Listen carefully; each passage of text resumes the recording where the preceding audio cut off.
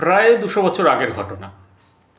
পুরুলিয়ার কাশীপুরের পঞ্চকোটের রাজা নীলমণি সিং দেওয়ের কন্যা ভদ্রাবতী।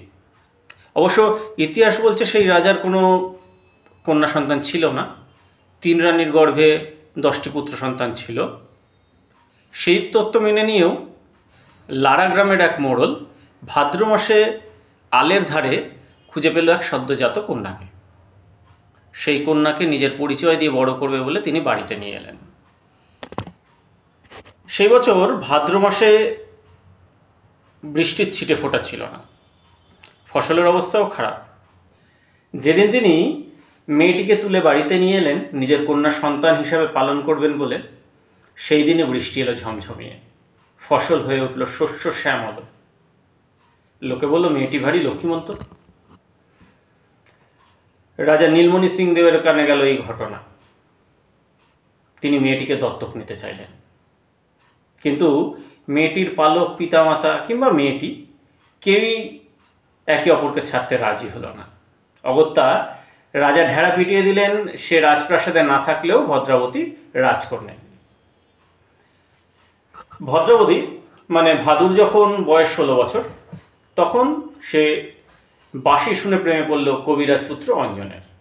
মন দেওয়া নেওয়া হলো। ঠিক সেই সময় দেশ জুড়ে শুরু হয়েছে সিপাহী বিদ্রোহ। বিদ্রোহে মদত দেওয়ার অভিযোগে ইংরেজদের হাতে বন্দী হলেন রাজা।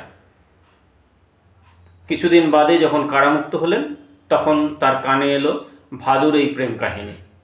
ক্রুদ্ধ রাজা সাথে সাথে অঞ্জনকে কারাবন্দী করলেন। অঞ্জনের মুক্তির জন্যে ভাদু রাজার কাছে কাকুতে মিনতি করল। রাজা কর্ণপাত করলেন না। অগত্যা ভাদু কেঁদে বেড়ালো কয়েদখানার চতুর্দিক জুড়ে তথা গ্রামের বিভিন্ন প্রান্তরে। কিছুদিন বাদে কন্যা ভাদুর কান্নাতেই হয়তো মন গলল রাজা, তিনি মুক্তি দিলেন অঞ্জনের।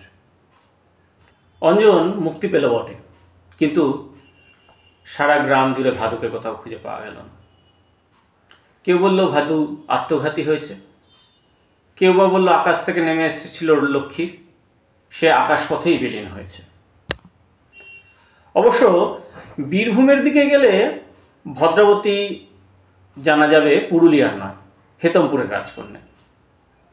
বর্ধমানের রাজপুত্রের সাথে তার মন দেওয়া নেওয়া হয়। বর্ধমানের রাজপুত্র যখন তাকে বিয়ে করতে আসছে, পথে ইলাম বাজারে শালবনে ডাকাতদের হাতে তার মৃত্যু হয়। তার মৃত্যুতে শোকাক্রান্তা ভাদু চিতায় সহমরণ করে।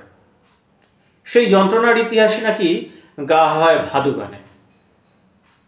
তবে ইতিহাস বলে পঞ্চকোট রাজপরিবারের পৃষ্ঠপোষকতাতেই বেড়ে উঠেছিল এই ভাদু গান, এবং লোকশিকড়ের ছাপ তো নেই, বরং হারমোনিয়াম, তবলা, সানাই ইত্যাদি সহযোগে বাজানো হয় এই ভাদু গান। সঙ্গীত ঘরানা একটা উচ্চ মার্গের, অথচ ভাদু আসলে লোকসঙ্গীত। রাজকন্যা ভদ্রাবতীর স্মৃতিকে অমর করে রাখতেই নাকি ভাদু গানের প্রচলন শুরু হয়। ভাদু আসলে কৃষি প্রধান উৎসব। মাঠ জুড়ে তখন নতুন ধান রোপণ করা হয়। এই পুজোর বিশেষত্ব হলো এর কোনো মন্ত্র নেই। ভাদু উৎসবে পূজারীরা ভাদ্রেশ্বরীর একটা মূর্তি তৈরি করে এবং সারা মাস ধরে নৃত্য গীত পরিবেশন করা হয় তার সম্মুখে। ভদ্রেশ্বরী কখনো কন্যা, কখনো জননী রূপে পূজিত হন।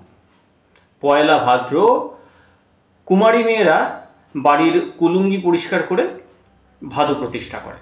ভাদু সংক্রান্তির আগের রাতে ভাদু জাগরণ হয়, তারপর শুরু হয় ভাদু গান। ভাদ্র সংক্রান্তির দিন সকালে ভাদু বিসর্জন যায়। অবশ্য বীরভূমে এই প্রথা খানিকটা আলাদা, সেখানে পুরুষরাও যোগ দেয় এই পুজোয়। আগে ভাদুর কোনো মূর্তি বা মন্ত্র ছিল না, ফুল রেখে গোবরে ধান দিয়ে মূর্তি কল্পিত করা হতো। ইদানিংকালে ভাদু মূর্তি তৈরি করা হয়েছে, কখনো তা হংসাসনা, কখনো তা প্যাঁচার উপরে বসে আছে।